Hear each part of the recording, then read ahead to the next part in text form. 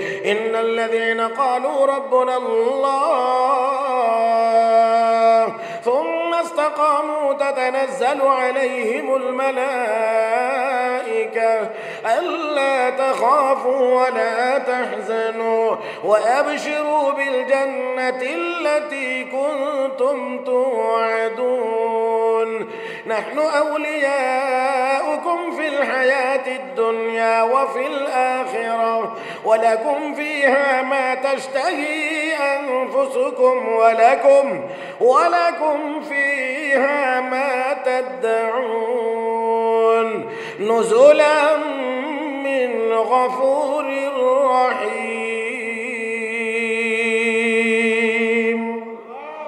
من عمل صالحا من ذكر أو أنثى وهو مؤمن فلنحيينه حياة طيبة ولنجزينهم أجرهم بأحسن ما كانوا يعملون আল্লাহ রাব্বুল আলামিন বলেন ইমানদার পুরুষ হও আর মহিলা হও নেককার যদি হয়ে যাও আমি আল্লাহ ঘোষণা দিলাম পবিত্র জীবন আরামের জীবন শান্তিময় জীবন আমি আল্লাহ তোমাকে দান করব। আল্লাহ রাব্বুল আলামিন ওই সাহাবীর প্রশ্নের জবাবে আয়াত নাজিল করে জানায়া দিলেন আল্লাহর নবীকে আল্লাহ বলে দিলেন হাবিব যারা আমি আল্লাহর হুকুম মানবে আমার নবীর তরিকা মোতাবেক আপনার তরিকা মোতাবেক সুন্নাত মোতাবেক চলবে আমি আল্লাহ চার দলের সঙ্গী বানাইয়া তাদেরকে জান্নাত দান করব। নবীগণ সিদ্দিকগণ শহীদগণ আল্লাহর ওলিগণ এই চার কাফেলার সঙ্গী বানাইয়া আমি আল্লাহ তাদেরকে জান্নাতের মেহমান বানাইব। আলাইহিম মিনান নাবিয়িনা ওয়াস-সিদ্দীকিন ওয়াশ-শুহাদা'i والصالحين وحسن أولئك رفيقا قال رسول الله صلى الله عليه وسلم المرء مع من أحب آمنت بالله صدق الله مولانا العظيم وبلغنا رسوله النبي الأمي الكريم ونحن على ذلك لمن الشاهدين والشاكرين والحمد لله رب العالمين محبة الشتى شبي درود إبراهيم بري اللهم صل على محمد وعلى آل محمد كما صليت على إبراهيم وعلى آل إبراهيم إنك حميد مجيد اللهم بارك على محمد وعلى آل محمد كما باركت على إبراهيم وعلى آل إبراهيم إنك حميد مجيد বাইতুর রহিম জামে মসজিদ ও হাজী শাহিদ শীত মার্কেট ব্যবসায়ী বৃন্দের উদ্যোগে আয়োজিত আজকের চতুর্থ বার্ষিক ওয়াজ ও দোয়া মাহফিলের মুহতারাম সভাপতি উপস্থিত হযরত উলামায়ে কেরাম সমবেত দিনদার ইমানদার মুসলমান ভাইরা পর্দার আড়ালে অবস্থানরত শ্রদ্ধেয় সম্মানিত মা ও বোনেরা রব্বে করিমের দরবারে শুকরিয়া আদায় করছি যিনি আমাদেরকে অত্যন্ত দয়া করে মায়া করে মেহেরবানি করে আজকের এই মোবারক মজলিসে বুজুর্গানে দ্বীনদের সোহবতে আসার বসার কোরআন হাদিসের কিছু কথা বলার ও শোনার তৌফিক দান করেছেন। মহব্বতের সাথে সবাই উচ্চ আওয়াজে পড়ি আলহামদুলিল্লাহ। ভাই গুমটা একটু কমাইয়া দেন, গুম করে এটা একটু কমাইয়া দেন, মানুষ যেন কথাগুলো আর একটু ক্লিয়ার বুঝতে পারে। এখন দেখেন তো আগের চেয়ে একটু ভালো হয়নি, আর একটু দেখেন ক্লিয়ার করা যায় কিনা। আওয়াজ তো সব ঠিক আছে, যন্ত্রপাতি সব ঠিক আছে, আওয়াজও বড় আছে, কিন্তু স্পষ্ট হচ্ছে না। এটা শ্রোতাদের চেহারার দিকে তাকাইলে বলা যায় যে তারা আওয়াজ কদ্দূর বুঝে আর কদ্দূর বুঝে না। হ্যাঁ, যে আমি আপনার অপারেটর ভাইকে বলছি আরেকটু খেয়াল করেন যাতে আওয়াজটা এখানে আরেকটু ক্লিয়ার হয়। মুহতারাম হাজিরিন, আমি আপনাদের খেদমতে পবিত্র কোরআনুল কারীমের সূরা নিসার 69 নম্বর আয়াত তিলাওয়াত করেছি। সাথে রাসূল আরবি সাল্লাল্লাহু আলাইহি ওয়াসাল্লামের অসংখ্য অগণিত হাদিস থেকে একখানা হাদিসের টুকরা আপনাদের খেদমতে তিলাওয়াত করেছি। আয়াতে কারিমা এবং হাদিস শরীফের এই অংশকে সামনে রেখে আপনাদের খেদমতে কয়েকটি কথা বলার আশা করছি। আল্লাহ যেন বলবার, শুনবার, বুঝবার এবং আমল করবার তৌফিক দান করেন। মহব্বতের সাথে সবাই বলি আমিন। আপনারা কি কথা বুঝেন? হ্যাঁ, খেয়াল করেন ভালো করে, কথা কি বুঝেন? মাশাআল্লাহ। তো যদি বুঝেন তো মাঝে মাঝে আমার সাথে একটু আদান প্রদানে থাকতে হবে। সময় বেশি না, কম। এই কম সময়ে একটু বেশি কথা যেন বলা যায়, এই জন্যে আপনারা প্রথম কথাতেই একটু আওয়াজ করবেন যাতে আমাকে কথাটা ঘুরায় আবার দ্বিতীয়বার বলতে না হয়। খুব খেয়াল করে শুনতে হবে। তিলাওয়াত কিন্তু এই আয়াতে কারিমা কেন নাজিল হয়েছে কথাটা আগে একেবারে সংক্ষেপে বোঝার চেষ্টা করি। সবাইকে অনুরোধ করব একেবারে আমার দিকে তাকিয়ে থাকার জন্যে। রাসূল আরবি সাল্লাল্লাহু আলাইহি ওয়াসাল্লামের একজন সাহাবীর নাম ছিল হযরত সাওবান রাদিয়াল্লাহু তাআলা আনহু। হযরত সাওবান রাদিয়াল্লাহু তাআলা আনহুর দিকে নবী দেখেন তার চেহারার রং দিন দিন পরিবর্তন হয়ে যাচ্ছে। ভাই এটা একটু বাড়বে মনে হয়, এখন একবার ওইটাতে চলে গেছে। একটু দিন দিন সাহাবীর চেহারার রং পরিবর্তন হয়ে যাচ্ছে। নবী জিজ্ঞেস করেন, সাহাবী তোমার চেহারার রং পরিবর্তন হয়ে যাচ্ছে কেন? সাহাবী জবাব দিলেন, ইয়া রাসূলুল্লাহ, আপনার কথা চিন্তা করতে গিয়ে, ভাবতে গিয়ে আমার চেহারার রং পরিবর্তন হয়ে যাচ্ছে। ও সাহাবী, আমাকে নিয়ে তোমার কি চিন্তা? এই কথাটাই হলো এখানের মধ্যে বেশি গুরুত্বপূর্ণ এবং মূল পয়েন্ট। আশা করি কথাটা একটু খেয়াল করবেন। আমাকে নিয়ে তোমার কি চিন্তা, যেই চিন্তার কারণে তোমার চেহারার রং পরিবর্তন হয়ে যাচ্ছে? সাহাবী বললেন, ইয়া রাসূলুল্লাহ, দুনিয়াতে আপনাকে যখনই দেখবার মনে চায় দেখতে পারি, যখনই আপনার সাথে একটু কথা বলতে মনে চায় তো কথাও বলতে পারি, যখনই আপনার সান্নিধ্যে গিয়ে, আপনার সোহবতে গিয়ে একটু বসতে মনে চায় তখন বসতেও পারি। কিন্তু জান্নাতি জীবনে আপনি সৈয়দুল মুরসালিন, ইমামুল মুরসালিন, আপনার জান্নাতের আসন হবে সকলের উপরে। আর আমরা যারা ইমানদার, আমাদের জান্নাতের আসন হবে অনেক নিচে। ওই দিন যদি আমাদের মনে চায় আপনাকে একটু দেখতে পারবো কিনা, আপনার সাথে একটু কথা বলতে চাইলে পারবো কিনা, আপনার সোহবতে গিয়ে একটু সময় কাটাইতে চাইলে পারবো কিনা, এই চিন্তা করতে করতে আমার চেহারার রং পরিবর্তন হয়ে যাচ্ছে। যদি বুঝে থাকেন তো সুবহানাল্লাহ, আর একটু মহব্বতে একসাথে মিলে বলেন তো দেখি। এর দ্বারা আপনারা কি বুঝছেন? সাহাবীর কলবে নবীর প্রতি মহব্বত, ভালোবাসা খুব কম। হ্যাঁ হ্যাঁ হ্যাঁ, চিন্তার জায়গা কোনটা দেখছেন নি? জান্নাতে গেলে আপনি উপরে থাকবেন, আমরা নিচে থাকবো।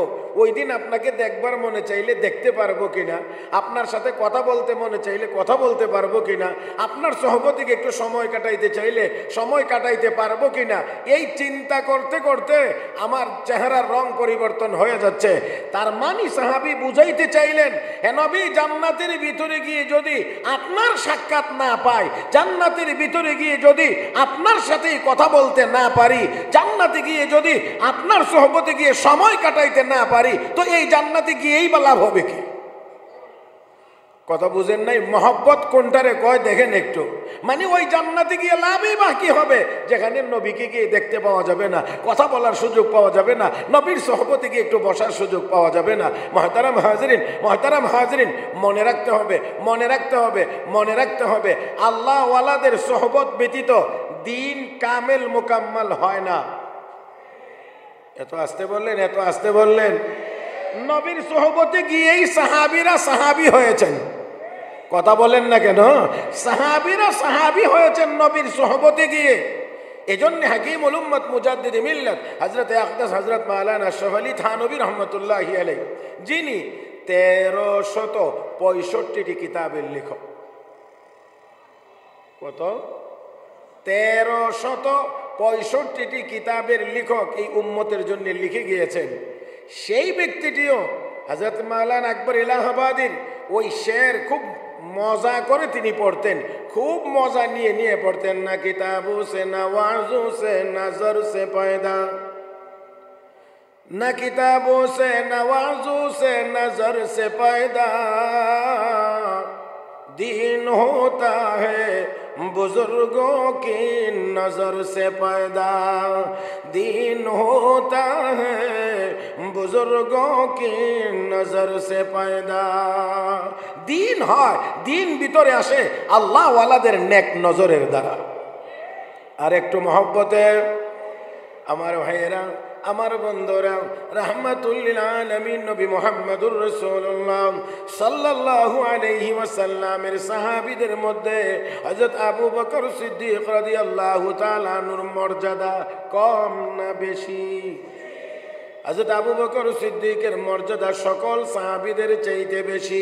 এমনকি আমার নবী বলেছেন, গোটা উম্মতের ঈমান যদি এক পাল্লায় রেখে দেওয়া হয়, আবু বকরের ঈমান যদি আরেক পাল্লায় দেওয়া হয়, গোটা উম্মতের ঈমানের পাল্লার চাইতে আবু বকরের ঈমানের পাল্লা ভারী হয়ে যাবে। হে মুসলমান, রাহমাতুল লিল আলামিনের সবচেয়ে বেশি সোহবত পেয়েছেন হযরত আবু বকর সিদ্দিক রাদিয়াল্লাহু তাআলা আনহু। সব সময় নবীর সান্নিধ্যে থাকতেন, নবীর সাথে থাকতেন। ও বন্ধুরা, নবীর সোহবতে সব সময় ছিলেন, বেশি সময় ছিলেন। এই জন্য আল্লাহ রাব্বুল আলামিন হিজরতের রাত্রিতে ওই গুহার ভিতরের সঙ্গী হিসেবে হযরত আবু বকর সিদ্দিককে আল্লাহ কবুল করেছেন। হ্যাঁ হ্যাঁ, ওই গুহার সঙ্গী হওয়ার জন্য আল্লাহ আবু বকরকে কবুল করেছেন। ও বন্ধুরা, আমার মূল কথাটা ছিল যে আল্লাহর নবীর সাহাবী বলেন, ইয়া রাসূলুল্লাহ, জান্নাতে গিয়ে যদি আপনাকেই দেখতে না পাই, জান্নাতে গিয়ে যদি আপনার কাছে একটু সময় কাটাইতে না পারি, জান্নাতে গিয়ে যদি আপনার সাথে একটু কথা বলতে না পারি, তাহলে কি হবে? এই চিন্তা করতে করতে আমার চেহারার রং পরিবর্তন হয়ে গেছে। ওগো নবীজি, একটু বলবেন কি জান্নাতের ভিতরে গিয়ে কি, জান্নাতের ভিতরে গিয়ে কি আমরা আপনার সাথে কথা বলতে পারবো?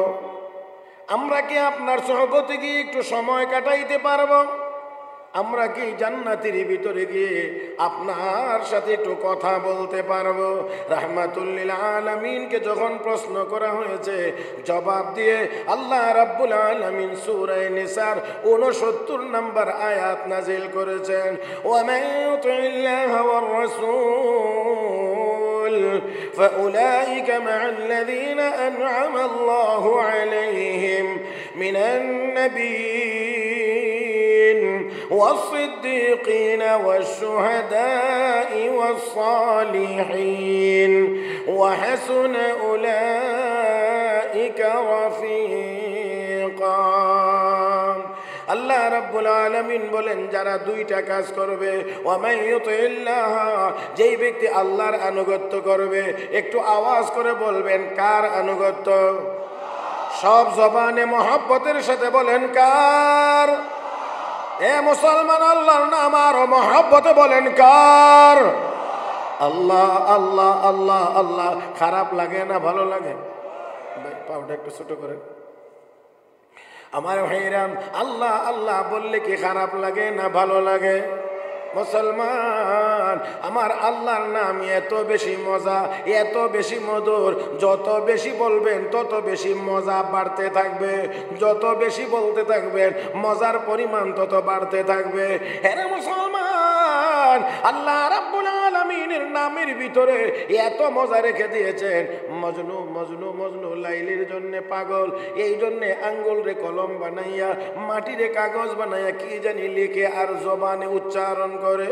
লোকেরা দেখে গো মজনু রে আঙ্গুল রে কলম বানাইয়া আর মাটিরে কাগজ বানাইয়া তুই কি লিখতে আছিস? গুফতে মশকে নামে লাইলা মি কুনাম, গুফতে মশকে নামে লাইলা মি কুনাম, খাতিরে খুদরা তসল্লিমি দহম। আমি আমার লাইলির নাম লিখতেছি আর জপতেছি, এতে করে আমার কলবকে আমি সান্ত্বনা দিতে আসি। আল্লামা রুমি রহমতুল্লাহি আলাইহি বলেন, লাইলির প্রতি মহব্বত থাকলে যদি মজনু লাইলি লাইলি জপলে যদি মনের ভিতরে সান্ত্বনা পায়, আওয়াজ করে মুসলমান জবাব দিতে হবে, আমার আল্লাহর নামের ভিতরে কি লাইলির নামের চাইতে মজা কম? আওয়াজ করে বলেন, কম না বেশি? তাহলে আসুন আল্লাহ রাব্বুল আলামিন বলেন, ওয়া মান ইউতিল্লাহ, যেই ব্যক্তি আল্লাহর আনুগত্য করবে। কার কার কার কার? বলেন আমরা কার আনুগত্য করব? কেন আমরা আল্লাহর আনুগত্য করব? আমার বন্ধুরা কথাটা বোঝার আগে বুঝতে হবে আল্লাহর আনুগত্য কাকে বলে, এটার অর্থ কি। আয়াতে কারিমার ব্যাখ্যা মুফাসসিরিনে কেরাম লিখেছেন, আল্লাহর আনুগত্যের অর্থ হলো আল্লাহর যাবতীয় ফরজ বিধানগুলো পালন করা, আল্লাহর হুকুমগুলো মানা। আওয়াজ করে বলেন মুসলমান, আল্লাহর হুকুম কি একটি না অনেকটি? মাশাআল্লাহ মাশাআল্লাহ। কথা যদি বুঝেন তাহলে একটু আদান প্রদানে থাকলে একটু বেশি বলতে পারবো আমি। আমার ভাইয়েরা, আল্লাহর হুকুম একটি না অনেকটি? এক কথায় যত হুকুম আছে সবগুলো হুকুম মানার নাম হলো আল্লাহর আনুগত্য। আমার ভাইরা, এবারে আসেন আমরা আল্লাহর হুকুম কেন মানব, আল্লাহর আনুগত্য আমরা কেন করব? এক নাম্বার কারণ হলো আল্লাহ আমাকে আপনাকে বানাইছেন। কে বানাইছেন? কে বানাইছেন? আল্লাহ।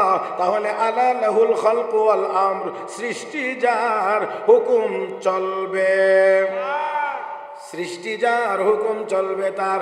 দুই নাম্বার আল্লাহ রাব্বুল আলামিন আমাকে আপনাকে থাকার জায়গা দিয়েছেন, জমিনকে বিছানা বানাইছেন, আসমানকে ছাদ বানাইছেন।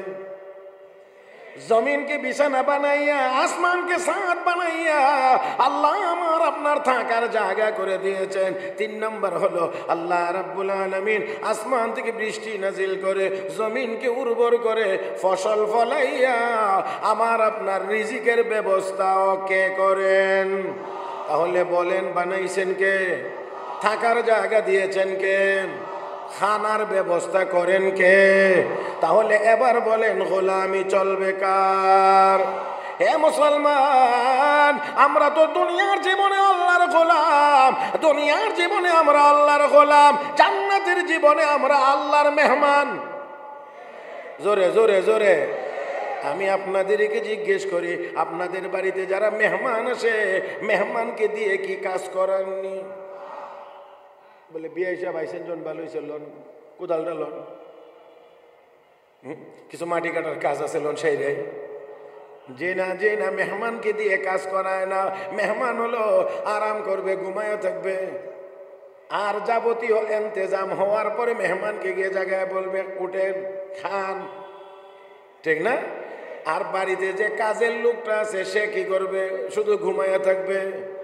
কনা কনা কনা না না, বাড়িতে যে কাজের লোক আছে তার কাজই হলো কাজ করা। কনা কনা তার কাজই হলো কাজ করা, মেহমানের কাজ হলো আরাম করা।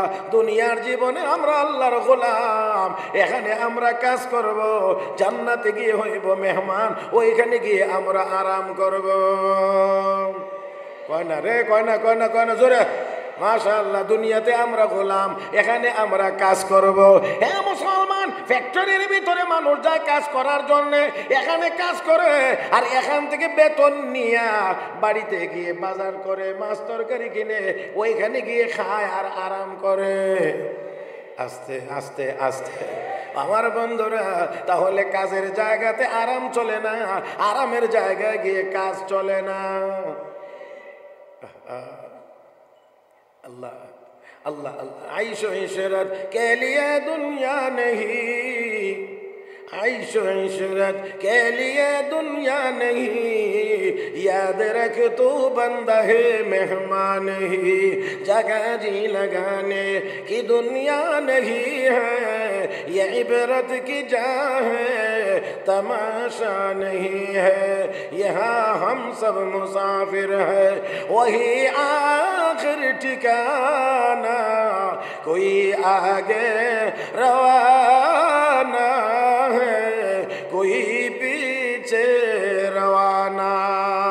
ओ मुसलमान, दुनियाते আমরা গোলাম, দুনিয়াতে আরাম আনন্দের জন্য আসি নাই, গোলামি করার জন্য এসেছি।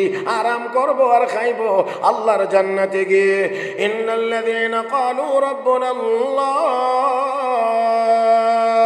থুম্মা ইসতাকামু তাতানাজ্জালু আলাইহিমুল মালাইকা আল্লা তাখাফু ওয়া লা তাহজানু ওয়া আবশিরু বিল জান্নাতি আল্লাতী কুনতুম তুআদুন নাহনু আউলিয়াউকুম ফিল হায়াতিদ দুনিয়া ওয়া ফিল আখিরাহ ওয়া লাকুম ফিহা মা তাশতাহি আনফুসুকুম ওয়া লাকুম ফিহা মা তাদউন নুজুলাম মিন গফুরির রহিম।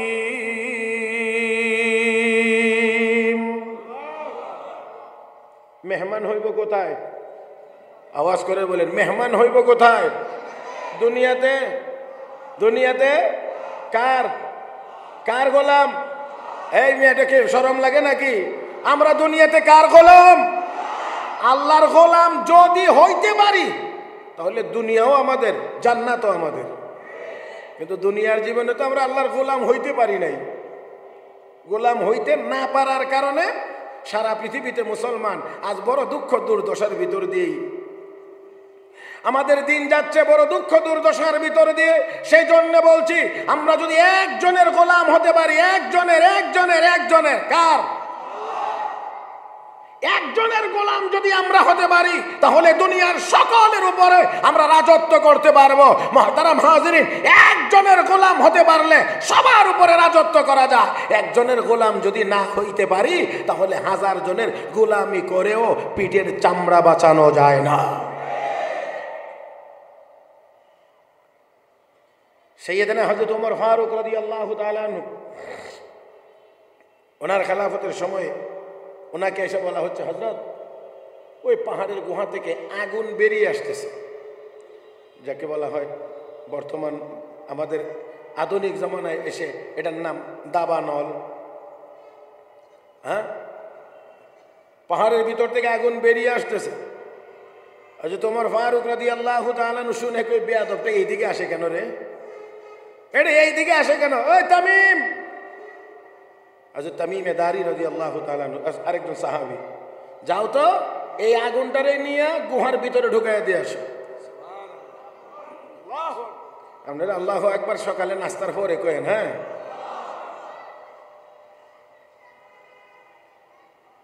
হে তামিম, যাও আগুনটারে পাহাড়ের গুহার ভিতরে নিয়ে ঢুকাইয়া দিয়ে আসো। হযরত তামিমে দারি রাদিয়াল্লাহু তাআলা আনহু গেছেন। এটা কি ওই টিস্যু করেন না, রুমাল কন আপনারা? মানে এটা ওয়ান টাইম রুমাল। টিস্যু শুনতে বেশি সুন্দর লাগে না? একটু সুন্দর শব্দ বলেন না, কিছুক্ষণের লাগে একটু সুন্দর কাম করতেছি তো। হ্যাঁ, এটা বড় জোর এখন বলতে পারি না, ওয়ান টাইম রুমাল, একবার ব্যবহার করে ফেলে দেওয়া যায়। আমার ভাইয়েরা তো দেখেন, লক্ষ্য করে হযরত তামিমে দাঁড়িয়ে এমন একটা রুমাল হাতে নিলেন, নিয়ে আগুনের সামনে গিয়ে দাঁড়ায় ইয়া নারু মাকানাক। বুঝছেন আপনারা আমার কথা? বুঝছেন? আমার দিকে তাকায়েন, মানে মায়ের ভঙ্গি, এটা দেখি মায়ের হয়। ইয়া নারু মাকানাক, ইয়া নারু মাকানাক, এর তলে আগুন, যেখানে আসো এখানেই থাক। আরেকটু জোরে কোন। এবার আগুন আর সামনের দিকে আগায় না, দাঁড়াইছে। এবার হযরত তামিমে দারির পরবর্তী নির্দেশ, ইয়া নারু খালফাক, ইয়া নারু খালফাক, ইয়া নারু খালফাক, আগুন পিছনে যা, পিছনে যা, পিছনে যা। এইভাবে করে গরু ছাগলকে মানুষ যেমন লাঠি দিয়ে হাঁকায়া বাড়ির দিকে নিয়ে যায়, হযরত তামিমে দাঁড়ি এইভাবে করে আগুনকে গুহার ভিতরে ঢুকায়া দিয়ে আসছে। আমার ভাইরা, আর আর আর আর বর্তমান দুনিয়াতে সবচেয়ে শক্তিশালী সামরিক শক্তির দিক থেকে সবচেয়ে সুপার পাওয়ার যেই দেশ, মাননীয় আমেরিকা। হ্যাঁ, ক্যালিফোর্নিয়ার লস অ্যাঞ্জেলস আগুনে পুড়ে ছাই হয়ে যাচ্ছে। শত শত বিমান থেকে পানি দিয়েও আগুন নিয়ন্ত্রণ করা যায় না। আমার ভাইয়েরা, পারমাণবিক বোমাগুলো কোথায়, মিসাইলগুলো কোথায়, ইন্টারকন্টিনেন্টাল মিসাইলগুলো কোথায়, আন্তঃমহাদেশীয় মিসাইলগুলো কোথায়, সাবমেরিনগুলো কোথায়, আব্রাহাম ট্যাঙ্কগুলো কোথায়? সবগুলোকে তাক করে কেন বলা হয় না আগুন এদিকে আসবে? কথা বুঝেন নাই? বলার মতো ক্ষমতা নাই, বলার মতো ক্ষমতা নাই। আমার ভাইরা, আমার বন্ধুরা, যখন মানুষ আমরা আল্লাহর গোলামি করেছে, মুসলমান গোলামি করেছে, তখন ওই ইয়া নারু মাকানাক বলে আগুন জায়গায় দাঁড়িয়ে গেছে, ইয়া নারু খালফাক বলে আগুন পিছিয়ে গিয়েছে। মুহতারাম হাজিরিন, তাই আসুন বলতে চাই, যদি এক আল্লাহর গোলাম আমরা হতে পারি, দুনিয়ার সব মাখলুক আমাদের হুকুম মানতে বাধ্য।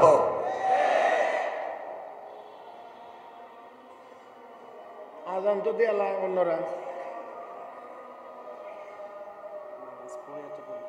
নামাজ 8:45, এখন আজান হইল, এখানে আজান হবে 7:30, 7:45 নামাজ হবে। এখন আপনারা বলেন চলবে? হ্যাঁ চলবে? যাইবেন না তো কেউ? আচ্ছা ঠিক আছে, তাহলে চলবে।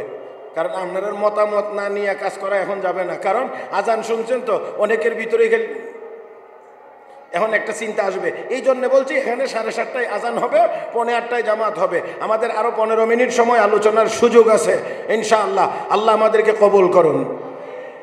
গোলামি করেছিলেন কার? এই জন্যে আগুন কথা শুনেছে। নীল নদ শুকায়া যায়, বছরে একবার একজন মানুষ ভুগ দেওয়া লাগে নদীকে, তারপরে নদীতে জোয়ার আসে। হযরত আব্দুল্লাহ ইবনে আমর ইবনুল আস রাদিয়াল্লাহু তাআলা আনহু, মিশরের গভর্নর, যখন এই কথা শুনলেন তখন বললেন, না না না, চলতে পারে না, হইতে পারে না, কুসংস্কার, এটা হবে না। আমি আমিরুল মুমিনিন হযরত ওমরের সাথে একটু পরামর্শ করে নেই। চিঠি লিখলেন, এই হালত। ঠিক আছে। হযরত ওমর এবার নদীর নামে চিঠি লিখছেন। হ্যাঁ, কার নামে? নদীর নামে। রুমাল দিয়ে কয়, ইয়া নারু খালফাক, এই আগুন পিছনে যা, পিছনে যা। আর নদীর নামে চিঠি লিখে। চিঠির ভাষাও আবার একেবারে নরম না, একেবারে কাকতি মিনতি করে, অনুনয় বিনয় করে বলা না। হয়তো তোমার চিঠির মধ্যে লিখছেন, এই নীলনদ, তুই যদি আল্লাহর হুকুমে চলস, তাহলে আমার চিঠি পাওয়ার পরে যেন তোর মধ্যে জোয়ার আসে। আর তুই যদি আল্লাহর হুকুম মানস না, তাহলে তোর মতো নাফরমান নদীর পানিরও দরকার আমরা নেই। আপনাদের কি মনে হয়, এটা কি খুব নরম সুরের কথা?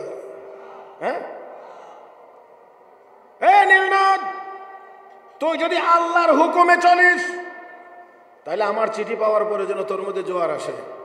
আর তুই যদি আল্লাহর হুকুম মানস না, তাহলে তোর মতো নাফরমান নদীর পানির দরকার। চিঠি লিখে দিয়ে দিচ্ছেন, আর গভর্নরকে নির্দেশ দিচ্ছেন এই চিঠি যেন নদীর কাছে হস্তান্তর করা। বুঝতে পারছেন? চিঠির প্রেরককে হযরত ওমর, প্রাপক নদী। আল্লাহ, এমন চিন্তা করা যায়? হ্যাঁ, প্রেরক আমিরুল মুমিনিন হযরত ওমর, প্রাপক নদী। সবার মধ্যে কৌতূহল, বলে কিরে চিঠি দিলে বলে নদীতে জোয়ার আসবে। হাজার হাজার কৌতূহলী মানুষ নির্দিষ্ট টাইমে গিয়ে হাজির। গভর্নর আগেই জানাই দিয়েছেন, আগামীকাল সকাল 10টার সময়, কথার কথা, আগামীকাল 10টার সময় চিঠি নদীতে হস্তান্তর করা হবে। হাজার হাজার মানুষের উপচে পড়া ভিড়, সবাই একেবারে নদীর তলায়।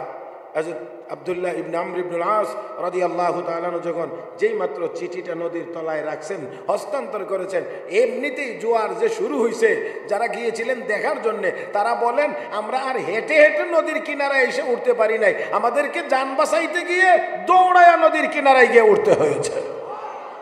ওই যে পানি এসেছে তো এসেছে, ১৫০০ বছরের ভিতরে আর এই নীলনদ কোনোদিন শুকায় নেই। আওয়াজ করে বলেন, এটা বন্দুকের জোরে? বুঝলে আর একটু জোরে কন। টাকার জোরে? হে মুসলমান, অস্ত্রের জোরেও না, টাকার জোরেও না, গদি আর চেয়ারের জোরে না, না তাও না, সেটা ছিল একমাত্র গোলামের জোরে। বলেন বলেন বলেন বলেন বলেন, গোলামের জোরে। কার কার কার কার? আল্লাহ, আল্লাহর গোলামি, আল্লাহর গোলামি, একমাত্র আল্লাহর গোলামি করার কারণে এই শক্তি তাদের মধ্যে আল্লাহ দিয়েছেন।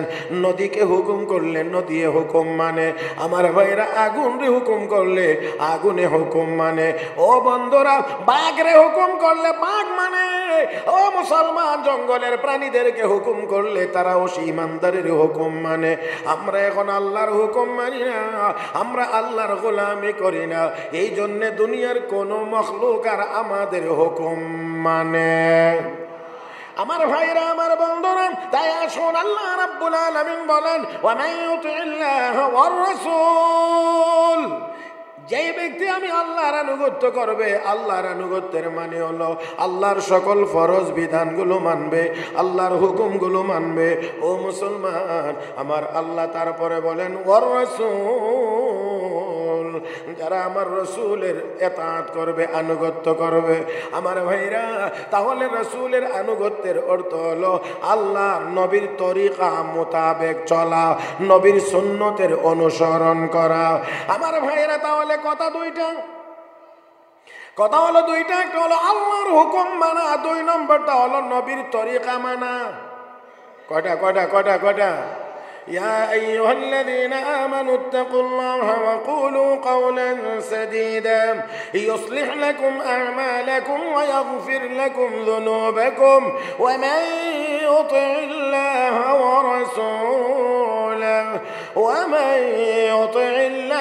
ورسوله فقد فاز فوزا عظيما। আল্লাহ রাব্বুল আলামিন বলেন, যারা আমি আল্লাহর আনুগত্য করবে, আমার নবীর সুন্নতের ফাউজান আযীমা, সে অবশ্যই মহা সফল হয়ে যাবে, মহা সফল হয়ে যাবে। তাহলে বোঝা গেল, সফলতা যদি পাইতে হয় আল্লাহর হুকুম মোতাবেক আর নবীর সুন্নত মোতাবেক চলতে হয়। বলেন বলেন বলেন বলেন বলেন, আল্লাহর হুকুম আর নবীর তরিকা মোতাবেক চলতে হয় যদি সফল হইতে হয়। আমার বন্ধুরা, আল্লাহর হুকুম না মেনে নবীর তরিকা মোতাবেক না চলে কেউ কখনোই সফল হতে পারে না। খেলাফে পয়গম্বর কাছে রাহগুজির, খেলাফে পয়গম্বর কাছে রাহগুজির, के हरगिज़ बमंजिल न खाद रसीद। तू को जाओ सुन्नते अहमद को जा, बा मोहम्मद कैबुवत निस्बत तोरा। তুমি কোথায় আর তোমার নবীর সুন্নত কোথায়? ও মুসলমান, আল্লাহর হুকুম কোথায় আর আমরা চলি কোথায়? আল্লাহ বলেন কি আর আমরা করি কি? নবীর তরিকা কি আর আমরা করি কি? আল্লাহর নাফরমানি করে নবীর তরিকার উল্টা চলে, কখনোই সফল হওয়া যায় না। দেখা যায় অনেক কিছু, কিন্তু আসলে এটা না। ও মুসলমান, খেয়াল করেন, অনেক মানুষ দেখবেন অনেক মোটা, কিন্তু 2 ডজন রোগে ধরে রাখছে। স্বাস্থ্যটা মাশাআল্লাহ মোটা সোটা। হ্যাঁ, এখন বলেন দেখি, মোটা হওয়া জরুরি না সুস্থ হওয়া জরুরি? হ্যাঁ হ্যাঁ হ্যাঁ, মোটা হওয়া জরুরি না সুস্থ হওয়া জরুরি? সুস্থ হওয়া জরুরি। এখন আমরা অনেক মোটা দেখি, তো মোটার দিকে গজোর দেখছেন নি বেড়া, কাছে গিয়ে দেখেন 3 বেলা এতটি করে ওষুধ খায়। কথা বুঝছেন না? হ্যাঁ হ্যাঁ হ্যাঁ, দেখেন এক লোক রাস্তা দিয়ে হাঁটে, জুতা নাই পায়ে, হাঁট থেকে একটু ব্যথা পায়, কষ্ট লাগে, তো মনে মনে আল্লাহ গরিব বানাইছিল তো এমন গরিব, একজোড়া জুতাও নাই, হাঁটতে গিয়ে কি কষ্ট হইতেছে, কি কষ্ট হইতেছে। তো কতটুকু যাওয়ার পরে গিয়ে দেখে ওই রাস্তার কোনায় এক ভিক্ষুকে ভিক্ষা করে, তার পা ওই নেই। বুঝছেন না? কি নাই? আর তা ওনার কি নাই? তো জুতা নাই দেখে আফসোস করতেছিল, আল্লাহ গরিব বানাইছে এমন গরিব যে একজোড়া জুতাও নাই। জুতাটা থাকলে তো একটু আরাম করে হাঁটতে পারতাম। আর একটু সামনে গিয়ে দেখে এক লোকের কি নাই, পাওই নাই। বাট এখানে তারা এক আল্লাহ আল্লাহ আল্লাহ তোমার দরবারে শুকরিয়া যে তুমি আমার দুইটা পাও ঠিক রাখছো, আমি হাঁটতে পারতেছি। এই লোকের তো পাওই নাই। আল্লাহ আমি বড় তোমার দরবারে শুকরিয়া তুমি যে আমার দুইটা পাও ঠিক রাখছো। হে মুসলমান, হে মুসলমান, আপনি আমি চিন্তা করি মাঝে মাঝে আমাদের টাকা পয়সা একটু স্বল্পতা আছে, এই জন্য একটু কষ্ট অনেক সময় অনুভব হয়। কিন্তু যাদেরকে আপনি হৃষ্টপুষ্ট মোটা তাজা দেখেন, গিয়ে দেখেন অরিজিনালি এদের পাওই নাই। আরে পাও নাই বলতে এই ভাবের দিকে তাকাইলে হবে না আমার বন্ধুরা। আপনার কষ্ট যতটুকু, সামান্য একটু না থাকার, একটু না খাওয়ার, একটু না পাওয়ার, দামি কাপড়টা পরতে পারতেছেন না, আপনি হয়তো একটু উন্নত মানের খাবার খাইতে পারছেন না, এরকমটা হতে পারে। কিন্তু আপনি গিয়ে দেখবেন যে আপনাকে যদি কেউ দেন তাহলে আপনি আলহামদুলিল্লাহ খাইতে পারবেন, আপনি ঘুমাইতে পারবেন। কিন্তু যাদেরকে মনে করতেছেন অনেক কিছু, গিয়ে দেখেন না খাইতে পারে না ঘুমাইতে পারে। তো আপনার জুতা না থাকার একটু কষ্ট দূর হয়ে যাবে যদি গিয়ে দেখেন যে লোকের পাওই নেই। কথা বুঝেন নাই? আপনার ওই 2 মুঠো ভাত কম খাইতেছেন, একটুকুই বলতে পারবেন যে আমার অভাবের কারণে আমি এতগুলো খাইতে পারি না, একটু কম খাই। কিন্তু এই কম খাওয়ার ভিতরে যে কি মজা, হ্যাঁ কি আরাম, এটা ওই তাদের কাছে গেলে বুঝবেন যাদেরকে ডাক্তার সাহেব বলে দিছেন যদি বাঁচতে চান সকাল সন্ধ্যা রুটি খান। কথা বুঝেন নাই? তখন গিয়ে বুঝবেন হায় হায় থাক থাক থাক, আমার আর বেশি হওয়া লাগবে না, যেটা আছে এটাই ভালো, আলহামদুলিল্লাহ খাইতে তো পারি। কথা কয় না, খাইতে তো পারি। মুহতারাম হাজরিন, সেই জন্যে আসুন আল্লাহ রাব্বুল আলামিন বলেন আমার হুকুম যদি মানো, নবীর তরিকা যদি মানো, তাহলে তোমরা সফল হইবা। সফলতা যদি চান তাহলে অবশ্যই আল্লাহর হুকুম আর নবীর তরিকার ভিতরে আমাকে আপনাকে আসতেই হবে। এর বাহিরে গিয়ে যত মোটা তাজা হইতে পারেন, মোটা হতে পারবেন, সুস্থ হতে পারবেন না। দুনিয়াতে অনেক টাকা কামাই করতে পারবেন, কিন্তু অন্তরে কোনো শান্তি অনুভব করতে পারবেন না। আল্লাহ রাব্বুল আলামিন বলেন من عمل صالحا من ذكر أو أنثى وهو مؤمن فلنحيينه حياة طيبة ولنجزينهم أجرهم بأحسن ما كانوا يعملون। আল্লাহ রাব্বুল আলামিন বলেন ইমানদার পুরুষ হও আর মহিলা হও, নেককার যদি হয়ে যাও, আমি আল্লাহ ঘোষণা দিলাম পবিত্র জীবন, আরামের জীবন, শান্তিময় জীবন আমি আল্লাহ তোমাকে দান করব।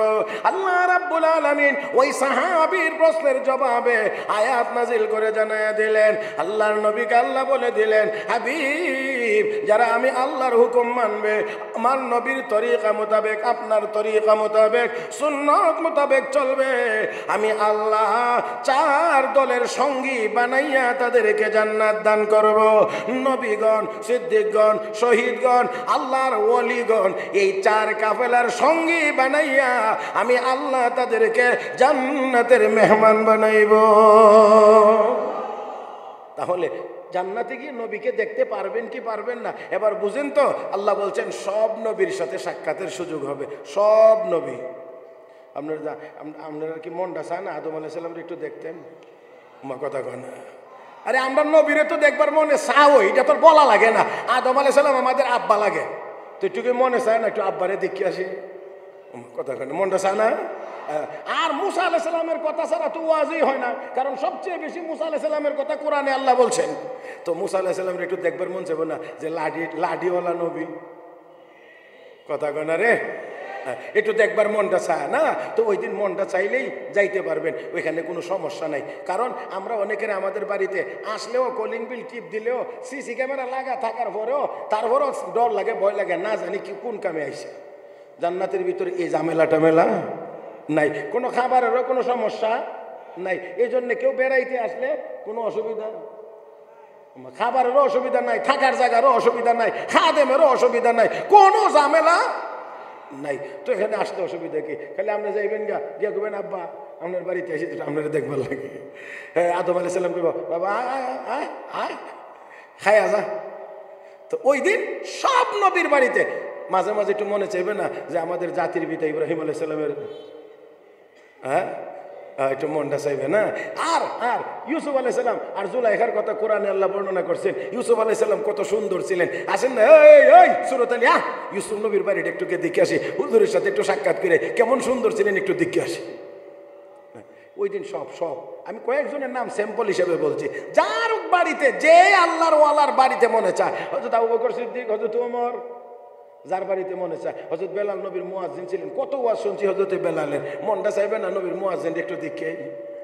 হ্যাঁ, তো যাবে মুহতারাম হাজিরিন। তো আল্লাহ রাব্বুল আলামিন বলেন, যত মানুষ আছে নবী, সিদ্দিক, শহীদ, সালিহিন, সবার সঙ্গী বানাইয়া আমি আল্লাহ তাদেরকে জান্নাত দান করব। তাহলে আমাদেরও কাজ কয়টা? হুজুরও বলে গেছেন 2 কাজ, আমিও বলে যাই 2 কাজ। একটা হলো আল্লাহর হুকুম, 2 নম্বরটা হলো নবীর সুন্নত। আল্লাহর হুকুম, নবীর সুন্নত। আরও বলে যাইতো আল্লাহর হুকুম আর নবীর সুন্নত। কথা ঠিক আছে না? হুজুর যেহেতু 2টা বলছেন, আমি এর থেকে বাড়াইয়া বলি কেমনে, মুরব্বীদের সাথে আবার বেয়াদবি হয়ে যাবে না। এই জন্য আমিও 2টার মধ্যেই রাখছি, যাতে সংখ্যায় যেন না বাড়ে। কথা বাড়ুক অসুবিধা নেই, কিন্তু সংখ্যা যেন ঠিক থাকে। তাহলে আমরা কার হুকুম মানব? মহব্বতে বলেন, হুকুম মানব কার? আর তরিকা হবে কার? সুন্নত হবে কার? মাথা থেকে পা পর্যন্ত আমার নবীর সুন্নতের রঙে আমরা রঙিন হইব ইনশাআল্লাহ। হ্যাঁ, হযরত আনাস ইবনে মালিক রাদিয়াল্লাহু তাআলা আনহু নবীর 10 বছর খেদমত করে নবীর কাছ থেকে একটা কাপড়ের টুকরা পেয়েছিলেন, এমন একটা কাপড়ের টুকরা যেটা ছিল নবীর দস্তরখান। এই দস্তরখান পাইয়া খুব খুশি। এটাকে খুব যত্ন করে উনি বাস করে আলমারির ভিতরে রেখে দেন। বুঝানোর জন্য আলমারির কথা বলছি, ওনার আলমারি নাও থাকতে পারে, মানে একটু কথা আর কি, বোঝানোর জন্য খুব যত্ন করে রাখতেন। কেবলমাত্র মেহমান আসলে এই দস্তরখানটা তিনি ব্যবহার করতেন। আবার একটু ময়লা হইলে সাবান পানি দিয়ে ধুইতেন না, আগুনের মধ্যে বিশেষ পদ্ধতিতে ধরতেন, আগুন এটাকে ওয়াশ করে ফেরত দিত। একবার মেহমান আসছেন, খাওয়াইছেন, তো যখন দেখছে যে এটা আগুনের মধ্যে নিয়ে এমনি ধরছে, আগুন কাপড় পোড়ায় না, ওয়াশ করে, পরিষ্কার করে। কওমে গুফতান আই সাহাবী আজিজ, কওমে গুফতান আই সাহাবী আজিজ, মিনা সুজাদ ওয়া মুনাক্কা গাশতেনিস। ও নবীর সাহাবী, বুঝলাম না, আগুনের মধ্যে কাপড় দিলে আগুন তো কাপড়কে জ্বালায় দেয়। বাংলাদেশের কত গোডাউনে আগুন লাগা সব কথা না, হ্যাঁ, মার্কেটে আগুন লেগে কাপড় সব পুড়ে গেছে, কিন্তু আপনার কাপড় আগুনের ভিতরে দিলেন, জ্বলল না, কাপড়কে আগুন ওয়াশ করে দিল, কাপড়টাকে পরিষ্কার করে দিল। ব্যাপারটা কি? সাহাবী বলেন, শোনো, এই কাপড়টাকে সাধারণ কোনো কাপড় মনে করলে হবে না, এটা আমার নবীর ব্যবহার করা দস্তরখান, আমার নবীর সংস্পর্শ পেয়েছে এই কাপড়, আমার নবীর শরীরের ছোঁয়া পেয়েছে এই কাপড়। এই জন্যে এই কাপড় দুনিয়ার কোনো আগুন জ্বালাইতে পারে না। যখন এই প্রয়োজন হয় আমি আগুনের ভিতরে দিয়ে এটা ওয়াশ করি, পরিষ্কার করি। আল্লামা রুমি রাহমাতুল্লাহি আলাইহি বলেন, দুনিয়ার মানুষ নবীর ছোঁয়া পাওয়ার কারণে যদি কাপড়ের টুকরা আগুনে জ্বালাইতে না পারে, যেই মানুষটির মাথা থেকে পা পর্যন্ত সুন্নতের রঙে রঙিন থাকবে, সুন্নতি ইউনিফর্ম যার মাথা থেকে পা পর্যন্ত থাকবে, ওই লোকটাকে কোনোদিন জাহান্নামের আগুন জ্বালাইতে পারে না। তাহলে জাহান্নামের আগুন জ্বালাইতে পারবে না। অতএব আল্লাহর হুকুম আর নবীর তরিকা মোতাবেক যদি আমরা চলতে পারি, তাহলে অবশ্যই আমরা এই 4 দলের সঙ্গী হইয়া, নবীগণ, সিদ্দিকগণ, শহীদগণ, সালিহিনগণ, তাদের সঙ্গী হয়ে আমরাও আল্লাহর জান্নাতের মেহমান হতে পারবো। আল্লাহ রাব্বুল আলামিন আমাদের সবাইকে জীবনের প্রতিটা মুহূর্তে আল্লাহর হুকুম এবং নবীর তরিকা মোতাবেক চলার তৌফিক দান করুন। আমিন ইয়া রাব্বাল আলামিন। সুবহানাকাল্লাহুম্মা বিহামদিক, আশহাদু আল লা ইলাহা ইল্লা أنت أستغفرك وأتوب إليك، وآخر دعوانا أن الحمد لله رب العالمين، والسلام عليكم ورحمة الله وبركاته.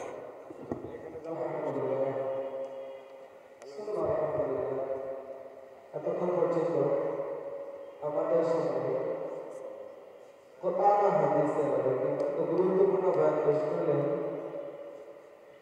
মুফাসসিরুল কুরআন মুফতি মি'রাজুল হক মাযহারি সাহেব কামাল রহমান আলিয়া। আমরা সকলে দোয়া করব হযরতের জন্য, আল্লাহ পাক রব্বুল আলামিন যেন তার ইলমের মধ্যে বরকত দান করেন।